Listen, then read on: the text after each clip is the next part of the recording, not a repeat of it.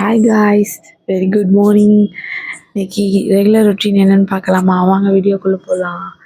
பெட்டை தட்டிட்டு நானும் ஃப்ரெஷ்அப் ஆகிட்டு குழந்தைங்களையும் ஃப்ரெஷ்அப் பண்ணிவிட்டு அப்புறம் ரூமை தூத்துட்டு கீழே போயிட்டோம். அத்தை சாமி கும்பிட்டுட்டு ஒரு ஃபங்க்ஷன் வீட்டுக்கு போயிட்டாங்க. அப்புறம் காலையில் சாப்பாடு சாப்பிட்டு பிள்ளைகளுக்கும் சாப்பாடு கொடுத்துட்டு தூங்க வச்சிட்டேன்.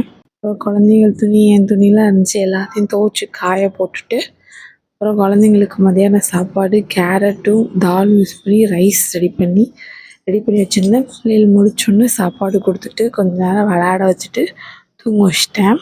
குழந்தைங்கள தூங்க வச்சு டைம் 3:50 ஆகிடுச்சு. அதுக்கப்புறம் வீடு வாசல்லாம் தூத்துட்டு காயப்பட்ட துணியெல்லாம் மடித்து வச்சுட்டு நானும் ஃப்ரெஷ்அப் ஆகிட்டு குழந்தைங்களுக்கு வீட்டிலே சத்தமாக ரெடி பண்ணி வச்சுருக்கேன்.